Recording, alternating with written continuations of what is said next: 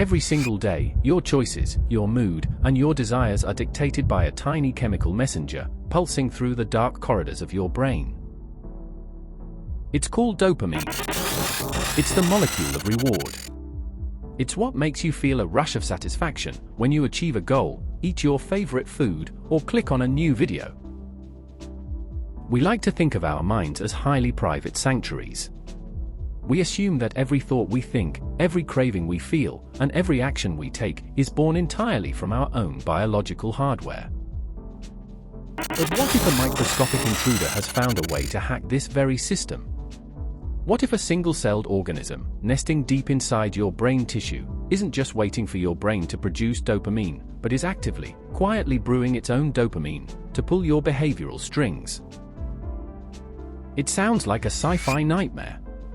But in the world of evolutionary biology, it is a stunning scientific reality.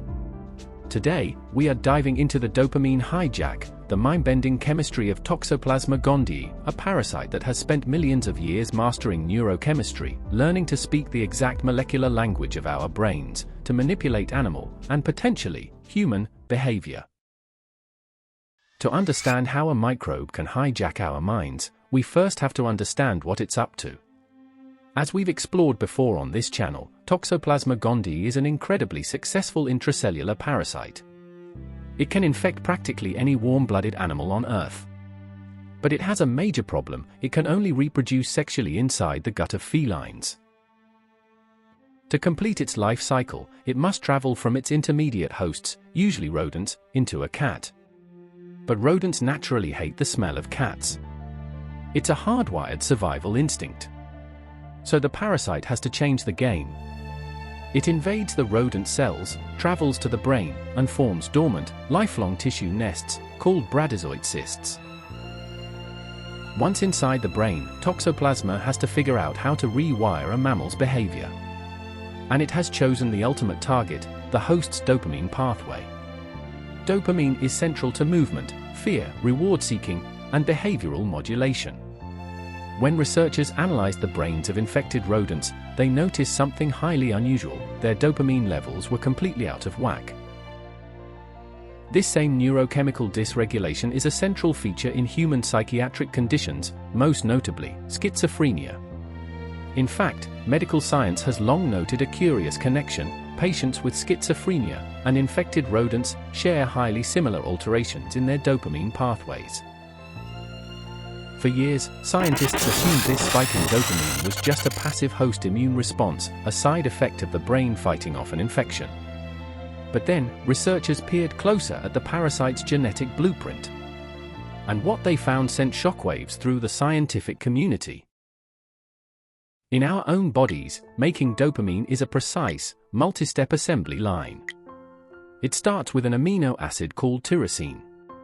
To turn tyrosine into L-dopa, the immediate precursor to dopamine, your cells rely on a highly specialized, rate-limiting enzyme called tyrosine hydroxylase. Without this enzyme, the assembly line stops. Your brain cannot produce dopamine. When scientists sequenced the genome of Toxoplasma gondii, they made a jaw-dropping discovery. This single-celled protozoan carries its own functional copy of the tyrosine hydroxylase gene. Let that sink in for a second. A microscopic parasite, which has no nervous system of its own, is carrying the exact genetic instructions required to synthesize a mammalian neurotransmitter. It doesn't just prompt the host's brain to make more dopamine. The parasite itself has the machinery to manufacture dopamine from scratch and release it directly into the host's brain tissue. This was the smoking gun. It suggested that the behavioral shifts we see in infected animals, the reduced anxiety, the reckless exploration, and the loss of fear, might be directly manufactured by the parasite's own chemical factory. But in science, an association is not a proof. To truly prove that parasite-produced dopamine was manipulating behavior, researchers had to find a way to manipulate the parasite itself.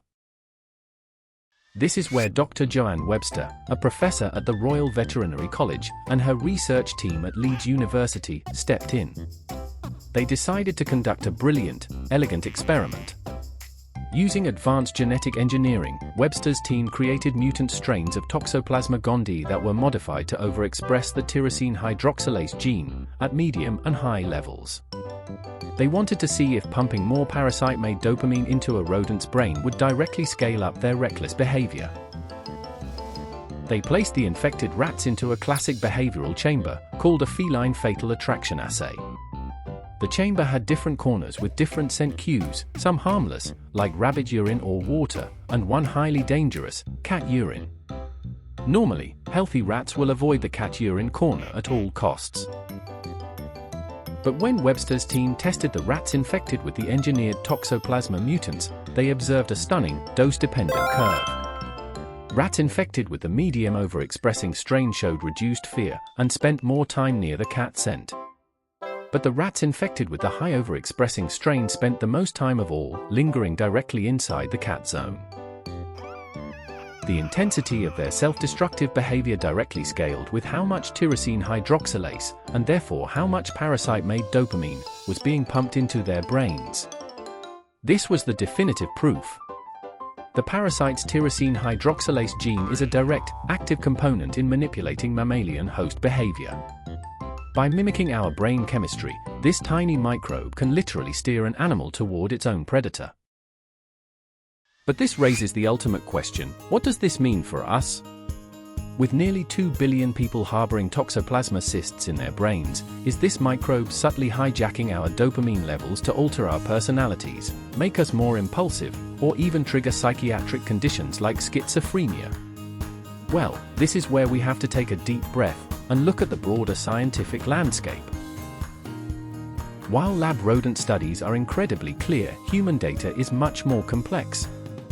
A landmark study published in PLOS One decided to put these theories to the test, using the famous Gondii longitudinal study.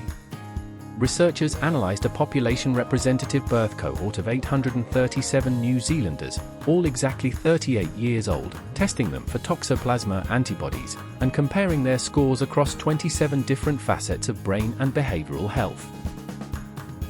If the parasite was aggressively hijacking human dopamine to cause severe cognitive decline or schizophrenia, we should see it clearly in a cohort this size. But the Gondii study found little to no evidence linking latent Toxoplasma infection to major psychiatric disorders, personality aberrations, or severe cognitive deficits in healthy, early middle-aged adults. Why the difference? Well, first, humans aren't rodents. Our brains are vastly more complex, with multiple redundant pathways to regulate dopamine.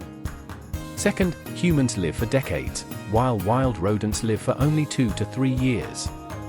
A chronic infection looks very different over a long human lifetime than a short rodent lifespan.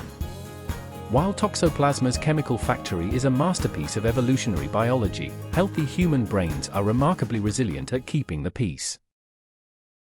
The dopamine hijack is a beautiful, terrifying reminder of how deeply interconnected life on Earth truly is. A single-celled microbe, using advanced molecular biology to synthesize our own neurotransmitters, shows us that the boundaries of who is in control of our minds are far more blurred than we like to admit.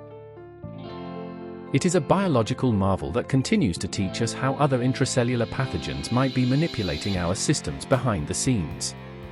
So, next time you feel a sudden burst of motivation, or a sudden craving, just remember, it might be your brain, or it might be a tiny passenger, asking for a chemical refill. What's your take? Are you blown away by Toxoplasma's chemical factory? Let us know in the comments below. And if your brain's pruning librarian hasn't deleted the memory of this video yet, give your neurons some positive reinforcement. Smash that like button, hit subscribe, and ring that notification bell to join the Nerdy Nonsense Squad.